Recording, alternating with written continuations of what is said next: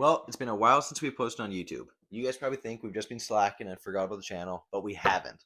We spent every night and day building our dream shop, and it's finally pretty much done. So today we're going to do a shop tour.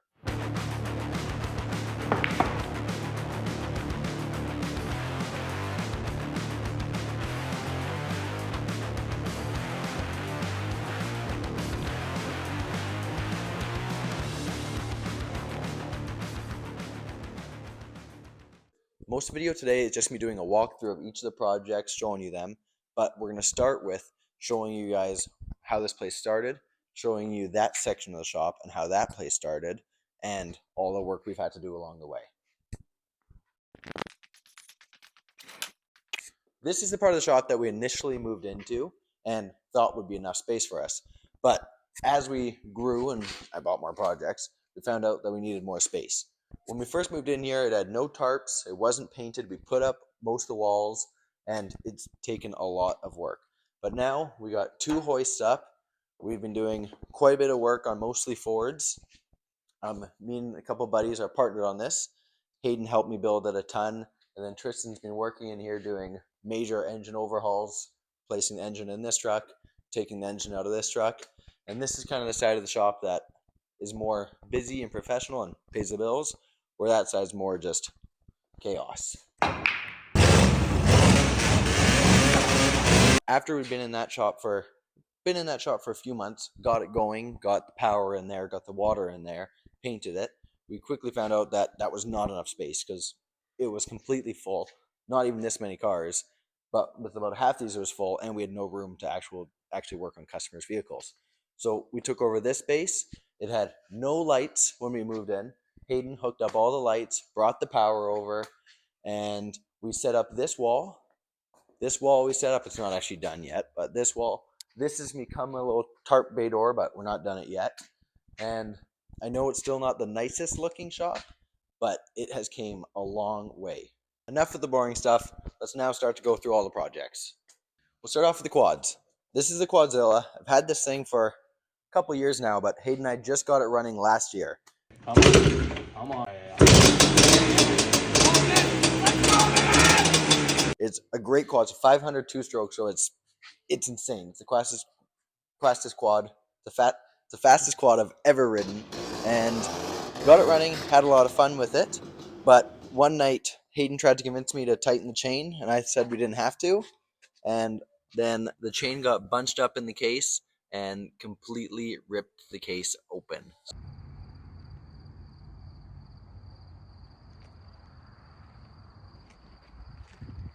It is now blown.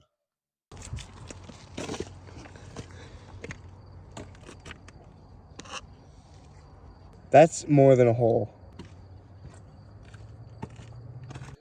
And then this quad is a good representation of me being persuaded by Hayden and having no impulse control. We were up in Williams Lake buying a race car, and as we were loading it up, about to leave, Hayden saw that. I'm blaming all of this on you, by the way. All of this. Yeah, that's fair. Hayden saw this thing in the back of the property. We went and looked at it. It looks kind of cool. It's got a shifter, which you don't see many kind of trail quads with. Well, I guess it's on this side. And I overpaid for it. We brought it back, worked on it, got it running, and now the fan's not working, and it's just... Yeah, so if you were riding it, you would never fall.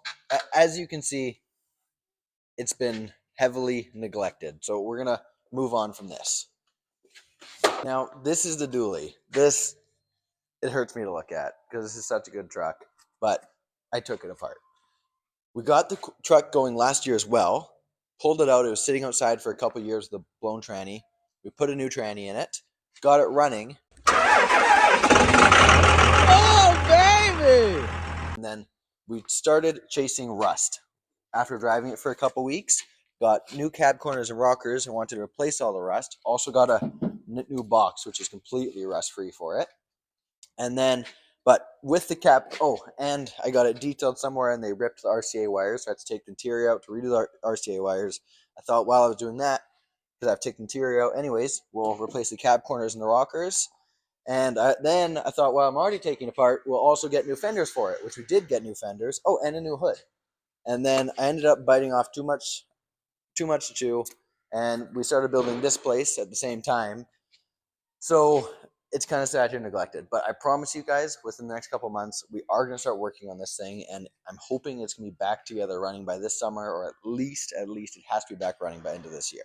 You guys should be so excited for content. Okay, enough about the dually. We'll now move on to Hayden's S4. You might as well talk about this, buddy. Fat edit.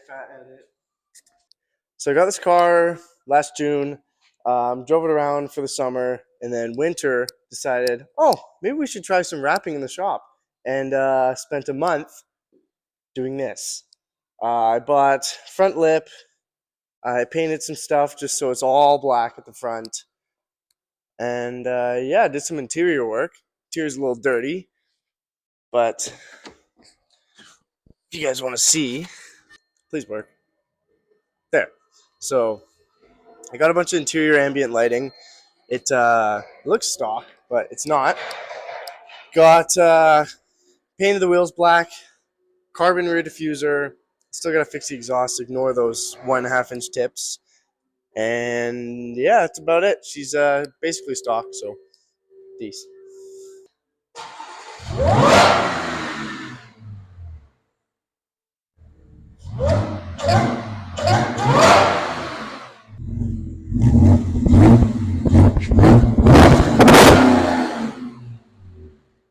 Okay, now here's the real hot rod. We bought this thing late last year, and it's pretty self-explanatory what it is. It's a crane. It's got a 3-ton lift capacity. It's got about 40 feet of boom, and it's got a nasty Detroit diesel in it. This thing, it's going to hurt our ears when we start it up. You ready?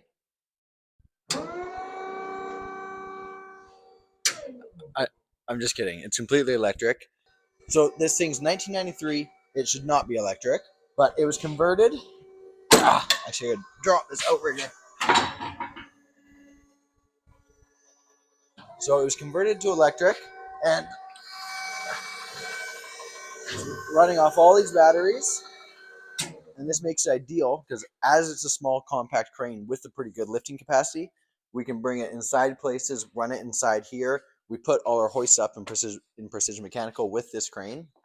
And it's done a lot of work in the Calgary Mall. So if anyone want cranes, call us up if you need some crane work done. Okay, now we've been through the whole front row of cars. Let's move on to the offices and the dirt bike room. We'll get to the snowmobile later in the video. This is the office. Again, not much to explain in here, but got all our car parts. Got this big old bubble clap bottle of nitrous. Got the smaller bottle of nitrous. This thing, I don't know what's going to go in yet, but it's going to go in something. Oh, got a tunnel ram I bought for the 440 I have out there, which you'll see soon. But they told me it's for a big block. Turns out it's actually for a 383. Still a big block, but won't fit the 440. Then I bought this tunnel ram for the 440. Got dual 650 carbs. Got a little blower. It's a little 653 off of like a Detroit diesel. It's not really good for, it won't push out enough boost to really make it worth it, but it was cheap on Marketplace and it looks cool there. But this little, I think it's like a 177 blower, like it's a small guy. The guy told me it's a 471 when I bought it, and I got scammed and didn't realize it was actually a small one, but we'll use it for something down the road. Yeah, that's about it in here. Got a couple old ProStar wheels. And then this is the dirt bike room. We got Hayden's KX250, which he built last year. Got Hayden's XR, or no, not XR, RT 180. Got this little XR200, which Hayden and I partnered on. And then my KTM 450, which I bought the beginning of this year. I'm not going to go into these too much because I think we'll do a full video explaining each dirt bike, riding each dirt bike later on. Okay, there's not too much we really need to talk about the Camaro. This is the day one from the channel. You guys know enough about this. It's a 1967 Camaro. It's got a dusty as hell 400 bored out to a 406.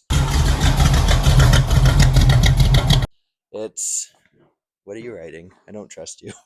No. There's not too much we got to talk about, but really the plans for this thing this year are going to be cleaning up the engine bay, eliminating a bunch of wires we don't need, painting it up, just making the engine bay look better because it doesn't look that good right now.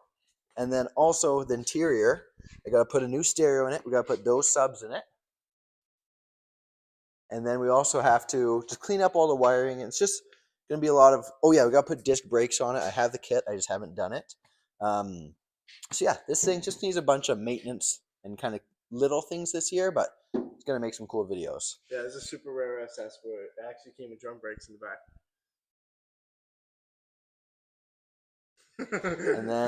and then this is the Roadrunner. This, I've been trying to think about how I'm going to cover it with the video. I have no idea because the Roadrunner has crazy lore and it's like 19 years of my life. So I don't even know how to cover it, but we'll start. When I was about 4, my dad gave me a 1968 Roadrunner. I'll put some videos of it up here. It was in pretty good shape, but actually I shouldn't even say that. It's in pretty crappy shape. It's super rusty and needed a crap ton of work. But I always tinkered on it when I was really young, but never really did anything. And then I bought this other Roadrunner, which is over there. We'll put some videos of that one up too. I bought that probably 4 years ago, maybe 5.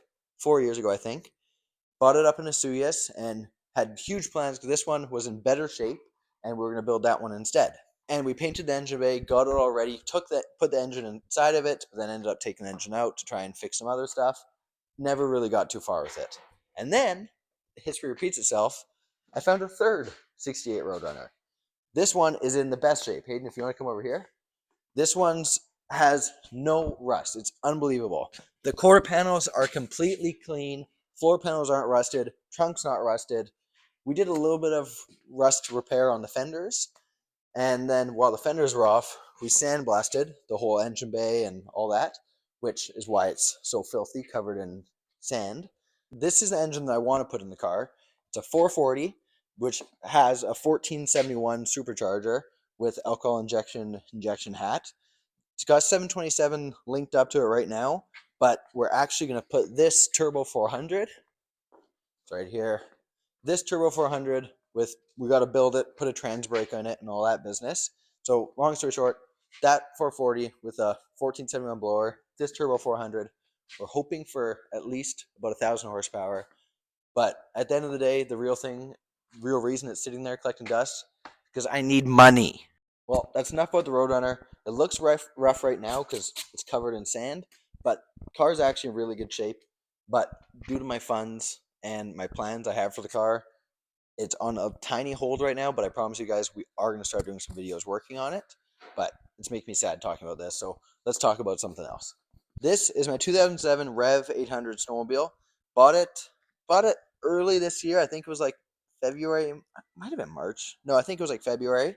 Got it for a really good deal, and we did quite a bit of work to it. I'll show you guys once the camera's up here. And just for shits and giggles, let's see if it actually starts. It's been a couple months since it started. At least a month since it started. Let's see. Put the camera down. I just can't rev it too much because I will drive it off onto the pool table. But let's see if it starts. Come on. Come on.